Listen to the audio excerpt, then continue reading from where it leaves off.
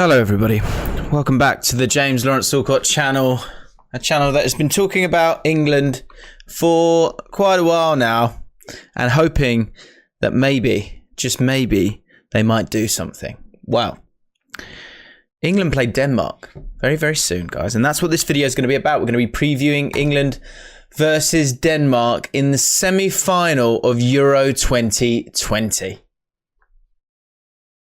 Big. Pretty big. We put ourselves out there, we dared to dream, we believed in the boys, and they have repaid us up until now. But this is the final hurdle before we get to the final hurdle. The semi-finals are as grim and as wonderful as any football game because you get so close, but possibly yet so far. And so what can we do? There's anything we can do. And it's something I haven't done. Say it with your chest. I'm going to say it with my chest. After the semi-final, because I am a football fan. For those of you who don't know, I haven't said the phrase with my chest. But I tell you what, keep an eye out for my reaction video. Because if we beat Denmark, I'm saying it. I'm saying it loud. I'm saying it with my chest because England will be in a final for the first time since 1966. Hit the like button if you're with me. Hit the like button if you believe. Subscribe to the channel if you don't want to miss out on any of the videos in the run-up to that final, which will hopefully involve our England boys. I'm going to take a minute to calm down and then let's get into this preview. Okay then, friends. I know what you're thinking. It feels like 2018. It does, because this plucky, smaller nation is going up against England. We feel like it's our time, and the Danes are good. The Danes are really good. In terms of scoring goals so far in this competition, only Spain have scored more. They've got the same amount of goals as Italy. In terms of registering attacks, they've got 251 attacks so far, which is a pretty astounding 76 more attacks than England have had with 175. England are ranked 12th in that metric. So this is a team that is able to kind of get on, create chances, score goals. And the change in setup from a back four to a back three, although enforced in the most heartbreaking of ways, has strangely improved them as a team. They've been very solid, but they've also still been able to create chances. And then when you look at England versus Denmark and thinking, is this a toss-up of a game? To a point, when you look at the stats, it really, really is. Look at Denmark in terms of their possession. Their average possession is 54.2%. England have had an average possession of 53.4%. So despite there being this kind of understanding that Denmark are good, of course, because they are in the semi-final, yes, I think a few people deep down in their soul are thinking, this team can't give us a game. But they can really, really give us a game because not only are they good in an attacking sense, they are strong defensively and they have real flexibility in their system. Right, guys, I'm not going to go over the whole Christensen move into midfield against Wales to stop Ramsey. You all saw it. You're all proper football fans. That's why you watch this channel. Subscribe if you want to go faster. What I am going to show you is stuff that you haven't heard about before, which is the fact that this Danish team, the flexibility goes beyond just moving one player into a different position. They're quite willing to go against this attacking idea that they have, the fact that they've got very technical players who are composed on the ball, and allow the opposition to have the ball. Of course, I spoke about them having over 50% possession on average, but in the Czech Republic game, they played very different. You can see here that the Czech Republic had over 50% possession, 55% possession, as opposed to the Danes' 44%. The Czech Republic didn't have more possession than an opposition in the entirety of the competition, apart from this game. But Denmark, they kept them at arm's length. They were generally very, very comfortable in how they were defending against them. And the idea there was, let them have the ball, let them do what they want, and we will just bring you out and then we will hit you on the counter-attack. And Denmark looked very, very, very exciting on the counter-attack. I think Poulsen came on for Dolberg and went on a great run, but often they have the legs and the stamina to get at the opposition. Now, this is the Czech Republic. You see them high up the pitch, much higher than we've seen them previously. Look at Denmark. Wow. the thickness of the lines, let's show it again. Czech Republic, the thickness of the lines shows how many times these passing combinations were happening. Often these passing combinations are happening when you're keeping the ball, you're keeping possession, you're creating opportunities by holding onto the ball. Denmark didn't care. They said to the Czechs, let's do the opposite. Okay, you want to keep the ball deep and then counter-attack us. We're going to do the exact opposite. Play quite lateral, play quite quickly, and it worked. They got themselves a win, and overall, defensively, they were pretty solid. Question time. Now, they are tactically malleable. Absolutely. But here is a question for you in the comments. I want to know what you think, guys. This is all great, and everything I'm going to be talking about, it's all great. But Denmark haven't had to make those same severe tweaks in a game against the likes of England. They've done it against the Czech Republic and against the Welsh. Do you think this Denmark team will be just as tactically malleable in terms of just kind of throwing caution to the wind and making those changes as they have been in the previous two games, where no doubt, I promise you, I'm not trying to patronize Denmark.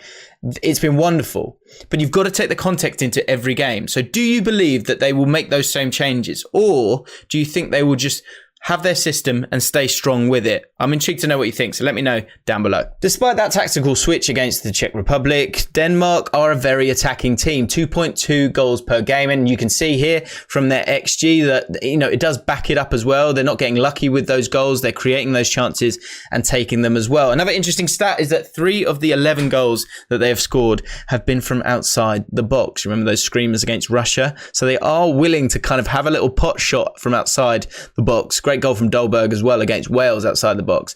And finally, they're quick in possession. They have registered 8 successful counter-attacks, which is key in how they punish opposition, or have done in this tournament. And it's down to this rendition of 3-4-2-1. The reason it's been so successful for them is the fact that, they're flexible with how they can play, and in terms of the players that they have as well, to sort of tweak throughout the game. As we have spoken about, Christensen is able to move in here and create a sort of double pivot with Delaney or with Højbjerg if he wants to. Also just be that option as well to man mark as well, which then allows them to go to a back 4 at times if they want to. They can go to a back 5 as well with these players that, again, I think it's been a big theme of the tournament, is these hybrid fullback wingers that get forward but are also defensively sound. And up top, you got Braithwaite, who can go over to this side, Damsgaard the other side, but also Braithwaite can play wide. Damsgaard can play wide, but also Damsgaard gets involved a lot in central areas as well.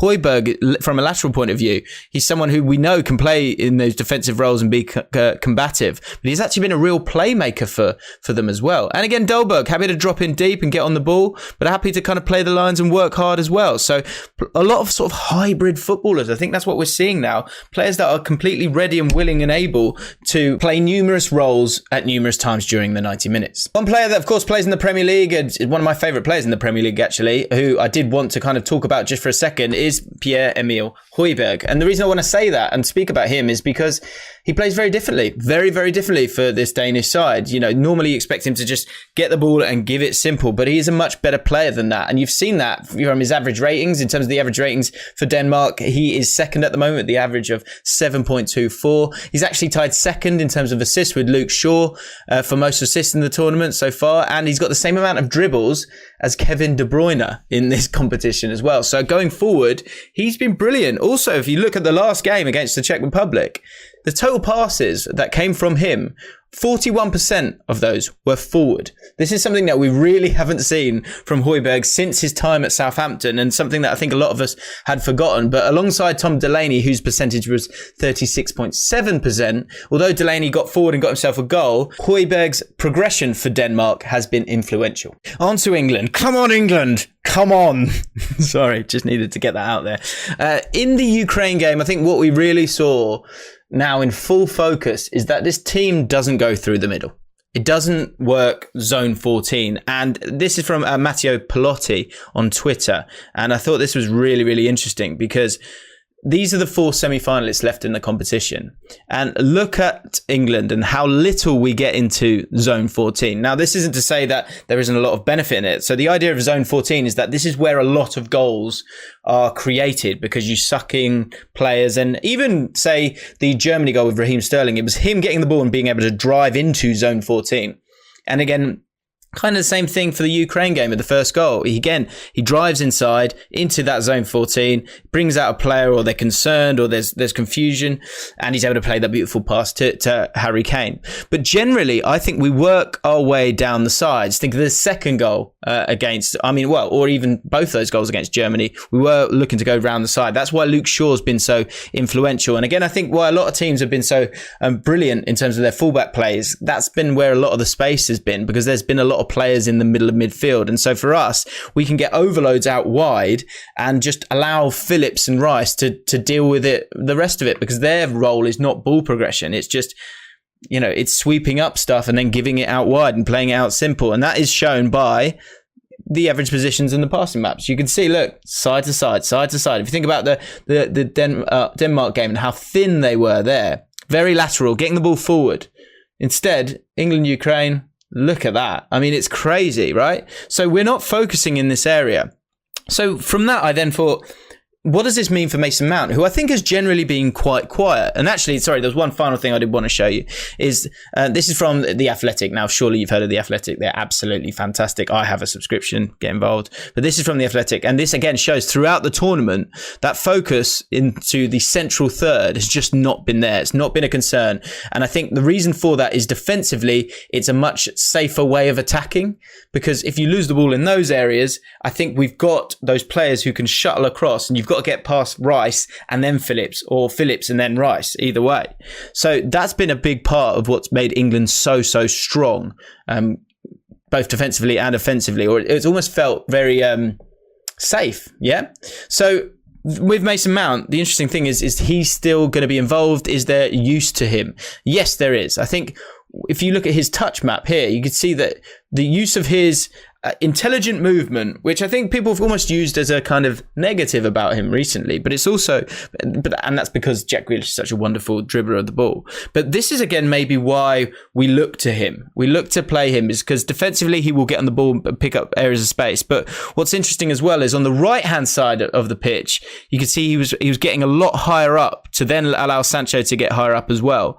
But on the left-hand side, with Raheem Sterling getting involved and Luke Shaw getting involved as well, he actually dropped a lot deeper to get on the ball on the left-hand side. So he has a very clear role in the team, and it's not in these central areas. His job is to help with those overloads out wide. So England focus in those wide areas. So Denmark, how do they deal with that? Well, they've got two fullbacks, wing-backs that have been brilliant defensively, despite the numbers suggesting that they actually haven't. But this kind of, again, shows how they defend, which again is kind of similar to how England defend at times. So Myler's success rate in terms of tackling dribblers is 20%, which isn't that great.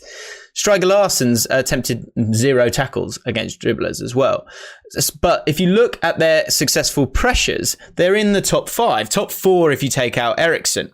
So what's interesting here is that these defenders don't defend normally. They don't snap into tackles. What they do as a team is they look to kind of pressure players away from them. So for England, in terms of their attacking side of it, it's about our confidence and our ability to, when it feels like, I shouldn't play that pass, on occasion be brave enough to play that pass to get around players, and also our players being pressure proof, because these two fullbacks aren't going to dive in with tackles. So you're going to have to be really smart in how you kind of play around players, which makes me really believe that in the midfield, 2 players are crucial from an attacking point of view. First of all, I think Mount. The reason I say Mount is because I think you can pass around these defenders, but you've got to be very cute and smart with your angles. And that's what Mason Mount is. I mean, he's gorgeous, but he's also cute in the mind as well. And so him coming into certain areas and just really using his kind of in-game intelligence to help create these overloads on both sides could allow us to get round these players. And then when you get someone like Sancho or Saka, I'll answer that question in a second, you've got him against Vestergaard. And one-on-one, I'd go with Sancho all day long. On the other side of it, for Denmark, Højbjerg.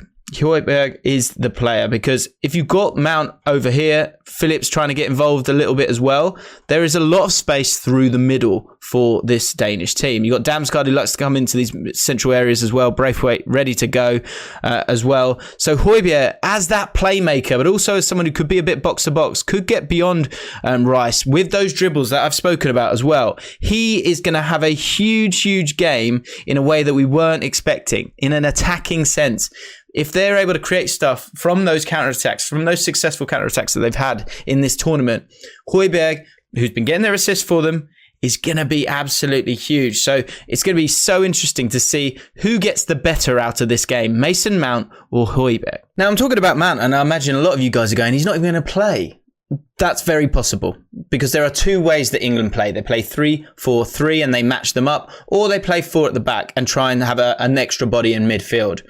I've looked at this for a while. Initially, I thought, let's match them up. Let's go head to head. Let's do what we did against Germany. Let's play that way. And that's fine. And if we did, I think we would go exactly back to the way that we played against Germany. We played 4 at the back. I think Sancho would come out. Saka would come in. Trippier would come in as a right wing back to stop Mæhle, who I'm sure is a concern. And yes, he is a concern, but if he makes those darting runs, you would imagine that Walker would be able to kind of go and cover that across, and Trippier would defensively be strong for us as well. But then that means I've got too many players on the pitch. And that means that Mount has to come out. And that concerns me a little bit. And I think in terms of that word of concern, which I know I speak about a lot, you've got to think about, where are you more concerned about Denmark? Are you more concerned about Denmark in this area of the pitch with the wide areas and Damsgaard getting involved and the interplay with Mæhle, and the same with Strike Larsson and Braithwaite on this side? Is that where England are concerned? Or are they more concerned with the starting point of it, which will be in the midfield area here? Højbjerg, Delaney, Goldberg dropping in, Damsgaard getting involved, and then the play from there. I just think Mount could be so crucial in this game, and it would be another curveball, because I think we're all expecting us to go back to this. But I would like another body in the middle areas, because Dolberg, yes, he will play up against him, and that's fine. But in terms of Braithwaite, I'm not totally concerned with him. I feel like we could deal with him enough. I haven't been that impressed with Braithwaite during this competition, I'll be honest. And so again, it comes down to the same conversation that we've had throughout this tournament. What will Southgate do? Will he be pragmatic, or will he go for it a little bit more? And in terms of going for it, I don't even think this is overly going for it. And I actually don't think Southgate's that pragmatic. I think he's just about winning games, right? And I think he's loved Mount from the start. And I just feel like Mount could offer so much. And I think Walker can deal with it. I think we can deal with it. I think they'll let us have the ball and look to do us on the counter-attack anyway. Whereas when we were playing Germany, they were going to keep hold of the ball the whole time. So I think we're okay. I would pick our 2 fullbacks. Mæhle's having a great tournament, but generally I would pick our 2 fullbacks over theirs. In terms of recovery runs, you've got that from Walker. Phillips will come in and help out. Rice will as well. And then Mount, I think, will do some of that dirty work for us, because he does work so hard for the team. In terms of Saka or Sancho or Grealish, that's where, again, we might kind of lose out a little bit in these wide areas by not having Trippier there, but bring in Saka over Sancho to have someone who will just work so hard for the team. This is the team that I would bravely, possibly, because I think the obvious one is to go to 3-4-3, but having looked at it a little bit deeper, I feel like there's a real place here for Mount, and I think he's smart enough to do it. And I think when we're speaking about zone 14, that's why Grealish doesn't start these games. Again, when I was thinking about the 3-4-3, I was thinking, maybe you could play Sterling on this side and you could take Saka out and play Grealish, because they are going to allow us to have the ball at times and get him to run at players. And if Christensen wants to follow him, then come follow him over here and allow space elsewhere. But I just don't think it'll happen. I think Grealish will be used as an impact sub, as he has been, and hopefully will have a massive impact. But I think it's a massive game for Mason Mount if he starts. But that's the decision that Southgate's got to make. And by God, I hope he makes the right one. I really, really do. We should win this. We should. But that's not football. And when we've been underdogs and we're thinking, can we win this? Of course you can. But you need it to either go for you or not to go for you. I believe it will go for us. I believe it's on. I do believe.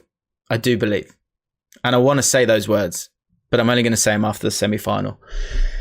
What do you think, guys? Let me know in the comments below about Mount, about 3-4-3, about playing with an extra man in midfield, in the central midfield areas as well. Let me know about all of it, and just let me know how you're feeling, guys, because tell you what, it's been a wild ride, these Euros, and we're still in it. And I'm going to be so up for it. And I'm sure you are as well. I wish you every single piece of luck. Anyone who's Danish watching this, thank you for watching this. And you know there's no hard feelings, but this is about business now. England possibly making the first final for a long, long time. You know, you were 1992, you're in a final. It's our turn. It's our turn. If you've enjoyed this video, subscribe to the channel. Hit the like button as well. And I will see you all on the other side. Good luck.